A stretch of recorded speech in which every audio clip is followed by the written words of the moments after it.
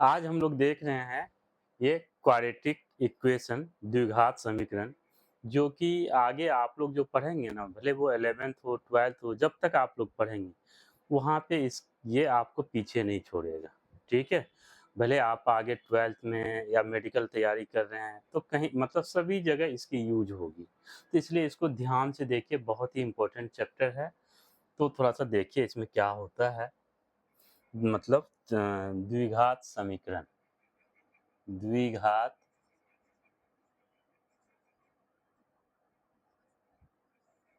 समीकरण, द्विघात समीकरण मतलब इंग्लिश में इसको quadratic equation, quadratic equation. Okay, तो ये द्विघात समीकरण। अब यहाँ पे देखिए सबसे पहली चीज हम इसकी जो है ना पहले देखते हैं इंट्रोडक्शन क्या होता है, इसकी भूमिका क्या होती है। भूमिका क्या होती है, इंट्रोडक्शन।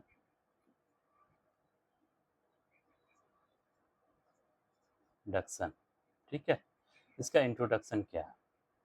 मतलब देखिए द्विघात समीकरण का कहने का मतलब ये हुआ कि ऐसा मतलब ये इक्वेशन ऐसा मतलब ऐसा समीकरण, ठीक है, जिसकी पावर क्या हो, दो हो, जिसकी हाईएस्ट ऑर्डर पावर क्या हो, दो हो। जैसे मान लीजिए एक एग्जांपल ले लेते हैं कि जैसे मान लीजिए a x square plus b x plus c equal to zero. तो कहने का मतलब ये हुआ कि इसकी पावर कितनी है, टू है, हाईएस्ट पावर। इसकी क्या है, वन है, यहाँ एक्स है ही नहीं। तो यहाँ पे अगर हम लोग बाय द वे लिखते भी हैं तो एक्स की पावर ये जीरो हो जाएगा। ठीक है, तो देखिए जीरो वन टू, तो हाईएस्ट क्या है, टू है, तो इसका मतलब ये द्विघात समीकरण हो गया। ये क्या हो गया, द्विघात समीकरण। अब जैसे सपोज दैट हम लिख रहे हैं कि ए एक्स प्लस बी, ठीक है बेटा, इक्वल टू जीरो। तो अब देखिए ध्यान से, तो ये द्विघात नहीं है क्योंकि इसकी हाईएस्ट पावर अगर हम लोग देखें तो यहाँ क्या है, वन है, वन से ज़्यादा इसकी पावर है ही नहीं, तो इसलिए ये द्विघात नहीं है। ठीक है, ये रेखीय समीकरण है, लीनियर इक्वेशन है। इसको हम लोग क्या बोलते हैं, रेखीय समीकरण, मतलब रेखीय समीकरण या linear equation, linear equation. Okay बेटा, और ये आपका क्या क्वाड्रेटिक, क्वाड्रेटिक इक्वेशन। ठीक है, तो अब पता चल गया होगा कि मतलब द्विघात, और यहाँ पे हमको जो है ना द्विघात ही पढ़ना है। क्या पढ़ना हमको, द्विघात ही पढ़ना है। जो द्विघात को हम लोग जो है ना मतलब किस तरीके से सॉल्व करते हैं उसी का हम लोग यहाँ पे मेथड उठर पढ़ेंगे। ठीक है, अब यहाँ पे देख लीजिए द्विघात समीकरण में अब होता क्या है जो हमने लिखा कि हमने लिखा a x square plus b x plus c. तो ये जो है ना बेटा, इसी ये जो इक्वेशन इस तरीके से लिखे है ना, तो ये स्टैंडर्ड फॉर्म है। क्या है, मतलब ये standard form of quadratic equation. ये क्या है, standard, standard form, form of quadratic equation, quadratic equation. ठीक है, मतलब ये स्टैंडर्ड फॉर्म है क्वाड्रेटिक इक्वेशन का। ठीक है, तो इसी का द्विघात, और अगर हिंदी में देखें तो इसका द्विघात समीकरण, द्विघात समीकरण, समीकरण का मानक रूप, का मानक या का मानक रूप, का मानक रूप, मानक रूप। ठीक है, तो कहने का मतलब ये जो है ना, मतलब या तो स्टैंडर्ड फॉर्म या इसका मानक रूप। तो यही होता है, मतलब इस तरीके से हम इसको लिखते हैं। अब जैसे मान लीजिए कि सर इसी को हम लोग स्टैंडर्ड फॉर्म क्यों, जैसे मान लीजिए हम लोग कहीं पे जैसे एक एग्जांपल ले लेते हैं द्विघात का कि x square plus two x plus five equal to zero. तो ये क्या क्वाड्रेटिक है। तो यहाँ पे क्या है कि क्वाड्रेटिक है, तो कहने का मतलब ये जो जितना भी हमको इक्वेशन होगा तो वो इस फॉर्म में दिया जाएगा। तो कहने का मतलब अगर हम देखें तो इसी के फॉर्म में ही है ये लिखा हुआ। कैसे, तो देख लीजिए, अगर हम यहाँ पे देखें ये एक्स स्क्वायर है और ये 2x है और यहाँ पे 5 है, ठीक है, इक्वल टू 0। अब कहने का मतलब ये एक्स स्क्वायर के साथ यहाँ कुछ नहीं है तो ये 1 है, और x के साथ क्या है ये जो b है ये, तो कहने मतलब ये जो है ना यहाँ पे a हो गया आपका 1 और ये आपका b हो गया और ये c हो गया। मतलब कहने का मतलब इसी फॉर्म पे हम लोग लिखते हैं, ठीक है। तो इसीलिए हम लोग क्या बोलते हैं कि इसको जो है ना हम लोग स्टैंडर्ड फॉर्म बोलते हैं, और ये जो हमको दिया हुआ रहता है ना क्वेश्चन, तो उसके हिसाब से ये दी हुई रहती है। जैसे एक एग्जांपल और देख लीजिए, जैसे मान लीजिए 2x स्क्वायर है, अब प्लस 5x है, प्लस 3 है, तो कहने का मतलब ये इसी का फॉर्म है बेटा, ठीक है। देखिए सेम वही है, नहीं तो यहाँ पे क्या है कि एक्स स्क्वायर है, देखिए यहाँ एक्स है, देखिए यहाँ सी के बदले में 3 है, तो कहने मतलब इसकी variable A B C change हो सकता है, ठीक है। मतलब वो क्या हो जाएगा, ये ए बी सी क्या हो जाएगा, मतलब वो चेंज होगा, बट ये एक्स वाला जो ये चीज है ये आपका चेंज नहीं होगा, ये चेंज नहीं होगा। तो देखिए यहाँ पे भी वही चीज है, यहाँ पे भी वही चीज है, तो ये चीज चेंज नहीं होता है। तो चेंज क्या होता है, इसके साथ जो मल्टीपल वैल्यू होता है ना वो चेंज होता है। जैसे यहाँ पे 2 चेंज हो सकता है, ये चेंज हो सकता है, ठीक है, चेंज हो सकता है, 5 चेंज हो सकता है, ठीक है, और ये 3 चेंज हो सकता है, ठीक है, बट ये x नहीं चेंज हो सकता है, ठीक है। तो समझ में आ गया हो कि ये क्या है, मेरा एक क्वाड्रेटिक इक्वेशन है, जिसको कि हम लोग ये देखते हैं इसी तरीके से। अब क्या होता है कि सबसे बड़ी चीज कि हम लोग जो है ना क्वाड्रेटिक इक्वेशन को हम लोग सॉल्व कैसे करते हैं, क्वाड्रेटिक इक्वेशन को हम लोग सॉल्व किस तरीके से करते हैं, तो उन चीजों को हमको यहाँ पे देखना है। तो इसको सॉल्व करने के लिए हम लोग जो है ना ढेर सारा फॉर्मूले ये देखते हैं, उसी हिसाब से इसको हम लोग सॉल्व करते हैं। तो सबसे पहले क्या होता है कि हम लोग जो सॉल्व करते हैं इसको,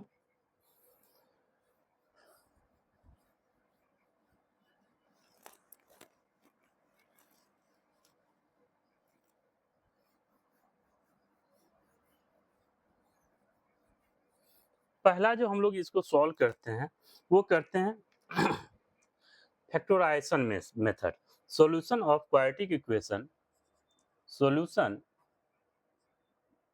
of quadratic equation, quadratic equation, quadratic equation, कौन सा method, quadratic equation by factorization method, by factorization, factorization, ठीक है। तो कहने का मतलब जिसको हम फैक्टर करके बनाते हैं ना, इसीलिए उसको बोलते हैं मतलब फैक्टराइजेशन। मतलब कहने का मतलब हिंदी में देखें मतलब गुणनखंडों द्वारा, गुणनखंडों द्वारा, ठीक है, ये द्वारा द्विघात समीकरण का हल, द्वारा द्विघात द्विघात समीकरण का हल, ठीक है। तो कहने का मतलब ये मतलब इसी का हिंदी हो गया। तो ये फैक्टराइजेशन मेथड होता क्या है, तो होता क्या है कि फैक्टराइजेशन आप लोग देखे होंगे किस तरीके से हम फैक्टर करते हैं। आप चौथी पांचवी छठी सातवीं क्लास में देखें तो वहां पे क्या था कि हम लोग कोई नंबर को फैक्टराइज करते थे। यहाँ पे क्या है कि मेरा एल्जेब्रिक टर्म रहेगा और उसको फैक्टराइज करके हम लोग देखेंगे ये किस तरीके से होता है। तो उसका कुछ मेथड है। जैसे मान लीजिए हम पहला देखते हैं, ये a x square plus b x plus c equal to 0, ये स्टैंडर्ड फॉर्म है इसीलिए हमने लिखा। अब क्या करते हैं इसमें, पहला मेथड, पहला स्टेप हम लोग क्या करते हैं, यहाँ स्टेप फर्स्ट देखिए, ये बुक में नहीं है बल्कि आप लोग देखिएगा। तो क्या करते हैं हम लोग, ये पहला और ये लास्ट वाला, मतलब फर्स्ट टर्म और लास्ट टर्म को मल्टीप्लाई करते हैं। मतलब कहने का मतलब ये multiply multiply by first term and last term, last term. मतलब कहने का मतलब ये करते हैं कि हम लोग क्या करते हैं, पहला पद और अंतिम पद मत को गुना करते हैं, मतलब पहला पद और अंतिम पद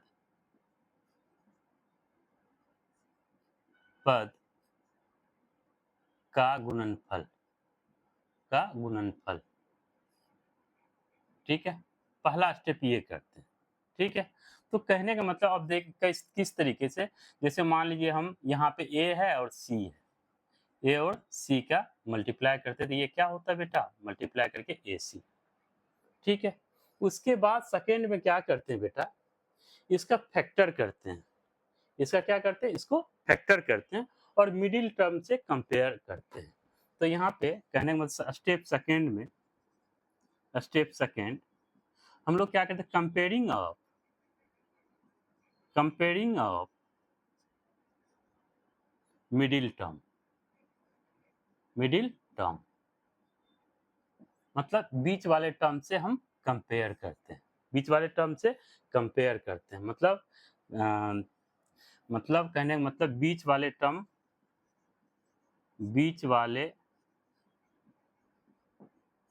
पद से मिलाना, बीच वाले पद से बीच वाले पद के बराबर करना, पद के बराबर करना। तो हम लोग किसी तरीके से ये हम लोग क्या करते हैं कि बीच वाला पद जो ना पूरा हो जाए। तो इसको फैक्टर कैसे करते हैं बेटा, इस तरीके से करते हैं। ए और सी है तो हम लोग क्या करते हैं, पहले एलसीएम लेते हैं, ए से 1, फिर यहाँ सी, फिर यहाँ पे सी, यहाँ 1 और 1 और इसी को हम ए इंटू सी, इस तरीके से। ठीक है, हम लोग देखेंगे, क्वेश्चन में देखेंगे। फिर हम लोग क्या करते हैं, जब ये कंपेयर हो जाता है, ठीक है, तो स्टेप थर्ड में हम लोग क्या करते हैं, स्टेप थर्ड में हम लोग हाईएस्ट कॉमन निकालते हैं, highest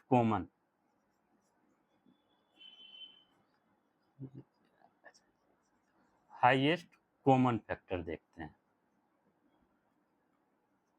common factor, highest common factor मतलब ज़्यादा हमको क्या करना है, मतलब फैक्टर निकालना है, गुणज निकालना, ज़्यादा से ज़्यादा गुणज निकालना, मतलब फैक्टर निकालना, गुणज निकालना। तो इस तरीके से हम लोग क्या करते हैं, इसको सॉल्व करते हैं। तो कहने का मतलब जब हम इसको ये करते हैं तो इसको ऐसे लिखते हैं, जैसे ए एक्स स्क्वायर हो गया और इसी में जैसे हम लोग ए इंटू सी है, इसी को हम लोग क्या किए, ए प्लस सी ऐसे लिख दिए, ए प्लस माइनस लिख दिए और यहाँ x plus c equal to 0। तो इस तरीके से हम लोग करते हैं, या तो प्लस करना हो या माइनस करना हो, और उसमें जो है ना हम लोग क्या करते हैं, हाईएस्ट कॉमन निकालते हैं। तो वो जब हम ये बना लेते हैं तो हाईएस्ट कॉमन निकालते हैं। तो मान लीजिए सपोज दैट हम कहीं पे अगर मान लीजिए ए कॉमन ले लिए, ठीक है, तो मान लीजिए जैसे कॉमन निकाल के यहाँ पे तो ये क्वेश्चन है, तो ये कॉमन निकाल के फैक्टर ये एक्स माइनस ए और एक्स माइनस बी हो जाता है। ठीक है, तो यही होता है कॉमन फैक्टर। ठीक है, तो हम लोग क्या करते हैं, इसी तरीके से हम लोग ये निकालते हैं। ठीक है, तो हम लोग एक एग्जाम्पल देखते हैं, इसको ध्यान से देखिए, ये 3 पद में जो है ना आपका ये आंसर निकल जाएगा। ठीक है, तो हम लोग जो है ना एक एग्जाम्पल ले लेते हैं, कोई एक एग्जाम्पल ले लीजिए। सपोज दैट एक एग्जाम्पल ले लेते हैं, हम बुक में ही देख लेते हैं एक, 2x square minus 5x plus 3, 2x square minus 5x plus 3। एक एग्जाम्पल ले लीजिए, 2x square minus 5x plus 3। Okay बेटा, ये है क्वेश्चन। तो इसको जो ना हम लोग क्या बोले कि पहले हम लोग क्या करते हैं कि पहले स्टेप में हमने स्टेप फर्स्ट में क्या बोला कि इसको और इसको मल्टीप्लाई कीजिए। तो इसको और इसको मल्टीप्लाई करेंगे बेटा तो ये कितना हो जाएगा, 2 इंटू 3 मतलब 6। ठीक है, और हम बोलते क्या कि सेकेंड स्टेप में हमने ये बोला कि जब ये करने के बाद सेकेंड स्टेप में हमने बोला कि बीच वाले टर्म का कंपेयर करना। तो कैसे कंपेयर करते हैं, तो 6 का हम लोग एलसीएम ले लें, तो 6 का एलसीएम ले 2 3 जा 6। तो देखिए 2 और 3 को अगर हम ऐड कर देंगे तो 5 हो जाएगा। 2 और 3 को ऐड करेंगे तो ये 5 हो जाएगा। तो इस तरीके से कंपेयर करेंगे 2x square minus 2x minus 3x और प्लस 3 इक्वल टू 0। ओके, समझ में आ रहा है कि ये बीच वाला टर्म पूरा करना होता है। ठीक है, तो हमको ये मतलब 2 और 3 को ऐड कर देखिए 5 हो गया, क्योंकि फैक्टर का ही हमको ये करना। ओके बेटा, इन चीज़ों को ध्यान दीजिए। जब ये हो गया तो हमने थर्ड स्टेप में बोला क्या कि हमने ये बोला था कि हमको जो ना हाईएस्ट कॉमन फैक्टर, इसमें से हाईएस्ट देखिए 2x और 2x में क्या कॉमन है, एक 2x कॉमन हो जाएगा और यहाँ पे क्या बच जाएगा, एक x बच जाएगा और यहाँ पे क्या बचेगा, कुछ नहीं तो 1 बचेगा। ओके, और यहाँ पे देखिए क्या कॉमन है, 3x और 3 में -3 कॉमन है, तो -3 कॉमन ले लेंगे तो x माइनस 1 हो जाएगा इक्वल टू 0। ओके बेटा, अब देखिए यहाँ पे सबसे बड़ी चीज सोचने की बात ये है कि जो हम लोग कॉमन ले ना ये वाली टर्म सेम होना चाहिए। अगर ये आपका सेम नहीं है तो इसका मतलब आपका फैक्टर गलत है। ठीक है, तो आप लोग मतलब चेक कर सकते हैं क्वेश्चन को या अपने कैलकुलेशन को चेक कर सकते हैं। तो इसको जो हम लोग लिखेंगे तो ये क्या आ जाएगा, x माइनस 1 और ये जो कॉमन आया और जो बच गया 2x माइनस 3, 2x माइनस 3, तो इस ये इक्वल टू 0। तो यही आपका है बेटा फैक्टराइजेशन मेथड। ठीक है, इसी को क्या बोलते हैं, फैक्टर करके हमने फैक्टर निकाल दिया तो ये फैक्टराइजेशन। अब होता क्या है, कहीं कहीं हमको x की वैल्यू पूछा जाता है जो कि हम लोग 0, तो कहने का मतलब वो क्या होता है कि एक बार क्या करते हैं x माइनस 1 इक्वल टू 0 करते हैं और दूसरे बार क्या करते हैं 2x माइनस 3 इक्वल टू 0 करते हैं। तो यहाँ पे x की वैल्यू 1 निकल गया और यहाँ पे 2x इक्वल टू 3 और x की वैल्यू 3/2 निकल गया। ओके बेटा, तो x की वैल्यू यहाँ पे 2 निकला। अब एक चीज ध्यान देने की बात ये है, कोई भी क्वाड्रेटिक इक्वेशन रहेगा, क्वाड्रेटिक की पावर कितनी होगी, 2। कोई भी क्वाड्रेटिक इक्वेशन होगा जितनी पावर होगी ना उसकी उतनी ही x की वैल्यू निकलेगी। तो देखिए यहाँ पावर कितने थे, 2, इसकी वैल्यू कितने निकले x के, 2। ठीक है, अगर यहाँ पावर होता 3 तो वैल्यू कितने निकलता, x की 3 वैल्यू निकलता। अगर यहाँ 4 होता, 4 होता तो x की 4 वैल्यू निकलता। ठीक है, आई होप आप लोगों को समझ में आ गया होगा। तो इस तरीके से हम लोग जो है ना निकालते हैं। ओके, तो अब हम लोग अगला देखते हैं, एक एग्जांपल और देखते हैं।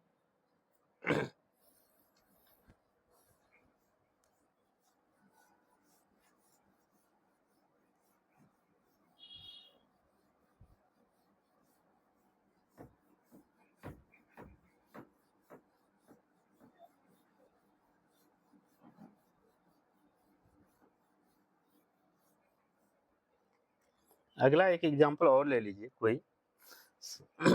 6x, ये एक हम लोग लेते हैं क्वेश्चन, मान लीजिए एग्जांपल सेकंड लेते हैं। ठीक है, सेकंड में ले लिए हम 6x square minus x minus ये 6x square minus x minus 2 equal to 0। Okay बेटा, ये हमने ले लिया। अब देखिए ध्यान से, हमने क्या बोला था कि फर्स्ट इंटू लास्ट दोनों को मल्टीप्लाई करना। तो फर्स्ट इंटू लास्ट को मल्टीप्लाई करेंगे, 6 2 जा 12 हो जाएगा बेटा। अब हमको 12 का फैक्टर निकालना है, 2 6 जा 12, 2 3 जा 6, 3 1 जा 3। ठीक है, अब देखिए हमको क्या करना, मतलब बीच वाला टर्म हमको पूरा करना है। क्या, ये मिडिल टर्म बीच वाला पूरा करना, थोड़ा ध्यान दीजिए। तो बीच वाला तो माइनस एक्स है और हमारे पास ये देखिए 2 2 3 है, तो हमको इस तरीके से सेट करना है ना इसको कि हमको जो ना माइनस एक्स आ जाए। तो अगर हम 2 2 जा 4 कर दें और यहाँ पे 3 है, अगर हम 4 और एक 3 हो गया तो हमको यहाँ माइनस में क्या चीज है, ये माइनस में है। अगर हम इसको -4 कर दे और यहाँ पे इसको +3 कर दे तो देखिए 4 में से 3 जाए तो -1 नहीं बचेगा, बचेगा ना। तो इस तरीके से, तो बहुत लोग अगर बाय द वे जिसको समझ में, हम इसी तरीके से यहाँ लिख देते हैं कि 6x स्क्वायर और यहाँ ब्रैकेट में हम लोग लिखते हैं बेटा यहाँ पे प्लस, यहाँ पे हम लोग लिखते हैं -4 +3। ठीक है, और -2, ये x भी है, ये x आपका है ऑलरेडी, ये हमने जो ना इसके और -2 इक्वल टू 0, मतलब ये बीच वाले को हमने देखिए माइनस, क्योंकि ये माइनस इसलिए कर दिए कि -4 में से 3 जाएगा तो -1 बचेगा, प्लस माइनस x, ठीक है? तो इस तरीके से। तो इसी को हम लोग ऐसे लिख देते हैं कि 6x², देखिए आपको आपको समझाने के लिए हमने ये स्टेप लिखा है, बल्कि आप डायरेक्ट लिख सकते थे, ऐसे लिख सकते थे डायरेक्ट 6x² माइनस 4x अब प्लस 3x अब -2 इक्वल टू 0।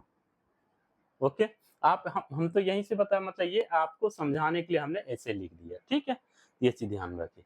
अब यहाँ पे हमको क्या करना, ज़्यादा से ज़्यादा कॉमन लेना। देखिए 6 के अंदर 6 में 2 कॉमन आ सकता है, मगर 4 में भी 2 इंटू 2 2 कॉमन है, और यहाँ भी x है, यहाँ भी x है, तो मैक्सिमम कॉमन कितना आएगा? 2x आएगा, मैक्सिमम कॉमन लेना है। तो यहाँ पे 2 3 जा 6, तो एक x बच जाएगा, ठीक है? और यहाँ पे हमने x कॉमन ले ही लिया, 2 बाहर ही आ गया, तो क्या बच गया? -2 बच गया। ओके बेटा? अब यहाँ पे देख लीजिए, यहाँ पे 3x - 2, इसमें तो कोई कॉमन है ही नहीं। मगर कोई चीज़ में अगर बोलते हैं ना कि अगर किसी का कोई सहारा नहीं बनता तो क्या होता है? भगवान सहारा बनता है। कौन बनता है? ऊपर वाले सहारा बनता है। ऊपर वाले कितने होते हैं? 1 होते हैं। तो 1 क्या होता है? सब में कॉमन होता है। 1 क्या होता है? सब में कॉमन होता है।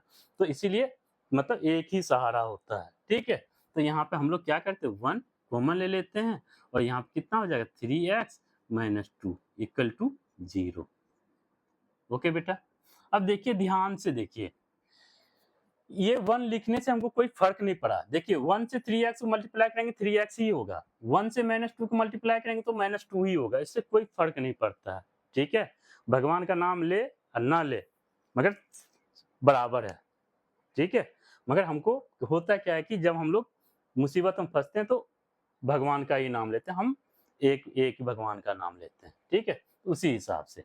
तो कहने का मतलब यहाँ और यहाँ देखिए सेम है ना, तो इसको हम लोग इसी तरह से 3x - 2, और यहाँ पे क्या ये बच जाएगा, ये बच गया ये 2x + 1, तो 2x + 1 equal to 0। Okay, I hope आप लोग को समझ में आया होगा। और यहाँ से अगर x की वैल्यू निकालना बेटा, तो 3x - 2 इक्वल टू 0, और एंड और 2x प्लस 1 इक्वल टू 0। तो यहाँ पे देखिए, तो 3x इक्वल टू कितना हो जाएगा, 2, और यहाँ पे कितना हो जाएगा, 2x इक्वल टू कितना हो जाएगा, -1। तो यहाँ पे x इक्वल टू कितना मल्टीप्लाई में, तो ये डिवाइड में 2/3, और यहाँ पे x इक्वल टू कितना हो जाएगा, -1/2। तो ये x की 2 वैल्यू निकलेगी बेटा। क्यों निकलेगी 2 वैल्यू? क्योंकि ये क्वाड्रेटिक है। क्योंकि ये क्वाड्रेटिक क्वाड्रेटिक क्यों है? क्योंकि इसकी पावर कितना हाई है, 2 है, इसलिए इसकी वैल्यू कितना निकलेगी, 2। ओके, आई होप आप लोग को समझ में आ गया होगा। हम अब अगला टॉपिक देखते हैं। अब क्या होता है कि एक मेथड तो ये हो गया, अब दूसरा मेथड क्या है, उन चीजों को देखिए। दूसरा मेथड है कंप्लीटिंग स्क्वायर मेथड। क्या है ये? Completing square method. दूसरा क्या है? कंप्लीटिंग स्क्वायर मेथड, या कंप्लीटिंग स्क्वायर बोले, या इसको द्विघात समीकरण का मतलब ये द्विघात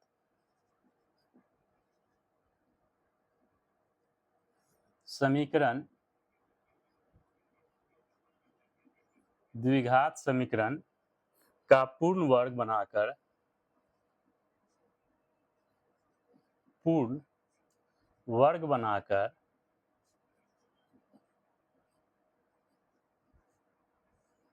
बनाकर हल करना, हल। ठीक है, मतलब ये है। ठीक है, और इसी को हम लोग लिखते हैं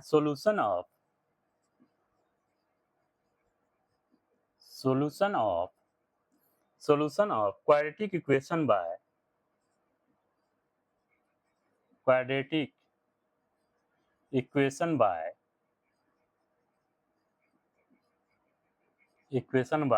completing square method, completing square method।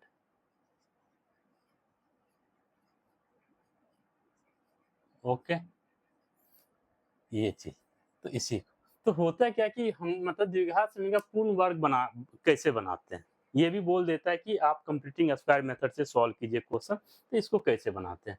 तो थोड़ा सा ध्यान दीजिए कि ये a x square plus b x plus c equal to 0। देखिए पूर्ण स्क्वायर का मतलब जैसे हम लोग बोलते हैं ना बेटा, ए प्लस बी का होल स्क्वायर, ये पूर्ण स्क्वायर है। ए माइनस बी का होल स्क्वायर, ये पूर्ण स्क्वायर है, ठीक है। और जैसे ए प्लस बी मतलब चलो यहाँ पे तो इसका होल स्क्वायर अगर हम लोग करते तो क्या होता है, a square plus 2ab plus b square, ठीक है। इसका क्या होता है, a square minus 2ab plus b square. तो ये दो फॉर्मूले को आप जो है ना नोट डाउन कर लीजिए, ठीक है। ये दो फॉर्मूले की यहाँ पे यूज करेंगे हम। तो ये होता क्या है कि हमको जो ना कंप्लीट मतलब ऐसा फॉर्म रहेगा तभी तो ऐसे लिख पाएंगे, ठीक है। और ऐसा फॉर्म रहेगा तो ऐसे तो लिखते ही हैं, जब ऐसा फॉर्म आ जाए तो हम ऐसे लिख सकते हैं, ऐसा फॉर्म आ जाए तो ऐसे लिख सकते हैं, ओके। तो यहाँ पे क्या है कि जैसे मान लीजिए हमको ऐसे फॉर्म बनाने के लिए एक चीज ध्यान दीजिएगा कि यहाँ पे हमने क्या किया कि ए कॉमन ले लिया। अब बोले क्या कि ए कॉमन ले लिए तो ये हो जाएगा एक्स स्क्वायर, और यहाँ पे ए कॉमन लेंगे तो ए कॉमन लेंगे तो ये क्या हो जाएगा, यहाँ पे कॉमन है ही नहीं, तो जहाँ पे कॉमन नहीं है वहाँ नीचे आ जाएगा, और यहाँ पे है ही नहीं तो ये नीचे आ जाएगा। अब देखिए आप लोग तो अब जैसे मान लीजिए कभी ध्यान रखिएगा, जैसे 2x प्लस 2 है, ओके बेटा। अगर 2 कॉमन लेना हो तो x प्लस 1 हो जाएगा, ओके। अगर हमको यहीं पे अगर मान लीजिए 2x प्लस 1 है, अगर हम यहाँ पे 2 कॉमन लें तो यहाँ पे x और यहाँ पे कॉमन नहीं है तो ये क्या हो जाएगा, ये डिवाइड में हो जाएगा। क्या चीज में हो जाएगा, ये डिवाइड में। अब देखिए कॉमन लेने से कोई फर्क नहीं पड़ता क्वेश्चन को। देखिए इसको मल्टीप्लाई कीजिए तो क्या होगा, ये 2x, फिर इसको 1 से मल्टीप्लाई कीजिए तो क्या होगा 2। तो देखिए सेम क्वेश्चन ही आ गया। फिर देखिए इसको मल्टीप्लाई करके 2 से x को कीजिए तो क्या हो जाएगा 2x, और इसको मल्टीप्लाई 2 इंटू 1/2, तो देखिए 2 से 2 कैंसिल तो क्या हो गया 2x प्लस 1। तो कॉमन लेने से कोई फर्क नहीं पड़ता क्वेश्चन पे, ये चीज ध्यान में रखिएगा। और हम चाहे जितना जो कॉमन लेना चाहे हम, बल्कि अगर तरीके से हम सारा कॉमन हम ले सकते हैं कॉमन, ठीक है। जहाँ तरीके का मतलब ये हुआ कि जहाँ पे नहीं है वो डिवाइड फॉर्म में करेंगे, ओके। समझ में आ गई यहाँ तक कहानी। अब देख लीजिए जब यहाँ पे ये कॉमन हमने ले लिया, यहाँ पे कॉमन नहीं था ए तो नीचे आ गया, यहाँ पे ए नहीं था तो नीचे आ गया, यहाँ तक कोई दिक्कत नहीं ना। तो हम लोग अब देखिए ये मल्टीप्लाई में है तो इधर जाए क्या होगा डिवाइड में, तो क्या हो जाएगा ये एक्स स्क्वायर प्लस यहाँ पे ऐसे b by a x plus c by a equal to 0। ये इधर चला गया डिवाइड में, 0 बाय ए क्या हो जाएगा 0 हो जाएगा, ओके। यहाँ तो कोई दिक्कत। अब देख लीजिए अब इसको हम लोग क्या करें, कंप्लीट करते ये ए स्क्वायर और अपने मन से यहाँ पे 2, देखिए a square plus 2ab plus b square, अपने मन से 2 लिए हैं तो हमको जो बीच वाला पूरा करना, तो 2 और यहाँ पे एक जगह पे x ले लिए। अब देखिए बेटा ध्यान से हम क्या लें यहाँ पे b क्या लें कि हमको सॉल्व करके इतना ही आ जाए, सॉल्व करके इतना ही आ जाए तो हम लोग क्या करते हैं b अपॉन में 2a ले लेते हैं। देखिए ध्यान से अगर ये 2 से 2 को कैंसिल कर देंगे क्या बचेगा b बाय a और x ही बच जाएगा, नहीं। देखिए 2 और 2 कैंसिल कर दीजिए तो 2 और 2 हम नहीं दिख रहा, मगर ये क्या है b बाय a और एक x है, देखिए b बाय a और x। तो ये ऐसे करने से एक फायदा हमको ये मिला कि a square plus 2ab plus b square होता तो हम b बाय 2a का होल स्क्वायर लिख दिए, ओके। b बाय 2a का होल स्क्वायर लिख दिए। अब देख लीजिए तो अगर ये b बाय 2a का होल स्क्वायर लिखे हैं तो अपने मन से एक बार इसको माइनस में भी हम लोग लिखते माइनस b बाय 2a का होल स्क्वायर, एक बार अपने मन से लिख दिए। और c बाय a है तो c by a equal to 0। देखिए ये टर्म आपका ये हो गया, ये टर्म आपका ये हो गया, ये टर्म हमने एक्स्ट्रा लिखा था, ये टर्म एक्स्ट्रा लिखा था, दोनों को हट मतलब प्लस माइनस कर दिया। 2 अब मान लीजिए 2 प्लस में 2 माइनस में कैंसिल आउट हो जाएगा, और ये टर्म आपका ये है, ठीक है। देखिए ये टर्म ये है। तो ये जो ना हमने इसलिए किया कि हमको जो ना मतलब एक कंप्लीटिंग फॉर्म में आ जाए, ठीक है, पूर्ण वर्ग के रूप में आ जाए, इसके लिए हमने किया, ओके। आई होप आप लोग को समझ में आया होगा। तो अब देख लीजिए ध्यान से ये जो है इतने जो है इसको हम लोग लिख सकते हैं, इतने को हम लोग लिख सकते हैं। क्या है ये? A square plus 2ab plus b square. तो ये किसका फॉर्मूला? a प्लस बी का होल स्क्वायर। तो इसको हम लोग x plus b upon 2a का होल स्क्वायर लिख सकते हैं बेटा। ओके, अब देखिए क्या बच गया आपका? माइनस बी अपॉन में 2a का होल स्क्वायर और आपका बच गया c बाय a। बेटा इसको ध्यान से समझिएगा। 12th वाले बच्चे सब भी कभी कभार जो ना जब क्वेश्चन करवाते हैं तो वहाँ पे बहुत सारा कैलकुलेशन होती है कंप्लीटिंग फॉर्म का, बच्चे नहीं कर पाते, फिर से वहाँ भी बताना पड़ता है। ठीक है, तो इन चीज़ों को आप लोग ध्यान दीजिएगा। ओके, यहाँ तक ठीक है। अब हम लोग क्या कर रहे हैं कि यहाँ x plus b upon 2a का होल स्क्वायर, इसको उधर ले जाइए तो देखिए माइनस में है तो ये प्लस में हो जाएगा b अपॉन 2a का whole square minus c by a। ये प्लस में है तो ये माइनस में। ओके, अब यहाँ पे देख लीजिए जब इतना हमको आ गया तो अब हम लोग इसको खोलें तो ये क्या हो जाए b स्क्वायर और अपॉन में क्या था 2a का होल स्क्वायर क्या हो जाए 4a स्क्वायर और minus c by a। Okay, तो यहाँ पे हम इसी तरह से x plus b upon 2a का होल स्क्वायर। ओके, यहाँ पे समझ में आ गया होगा। अब देख लीजिए इसी को हम लोग आगे यहाँ पे कर रहे हैं।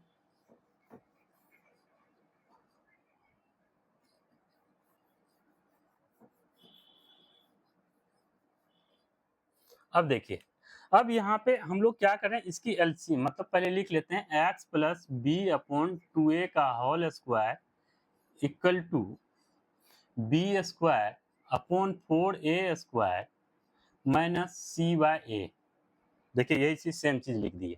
अब यहाँ पे देखिए ध्यान से x plus b upon 2a का होल स्क्वायर और यहाँ पे हम लोग क्या करें दोनों में एलसीएम क्या 4a स्क्वायर और a में एलसीएम क्या आ जाएगा 4a एलसीएम होगा 4a स्क्वायर एलसीएम होगा जो ज्यादा होता है। एक चीज बताइए 2 और 4 में एलसीएम क्या होता है 4 ही होता है। तो यहाँ 4a स्क्वायर है और a है, एलसीएम क्या होगा इसका 4a स्क्वायर। ओके, अब 4a स्क्वायर से इसको डिवाइड तो ये क्या बचेगा b स्क्वायर और यहाँ a से इसमें डिवाइड कीजिएगा तो a कट जाएगा तो 4a बचेगा और c से मल्टीप्लाई होगा तो ये 4ac।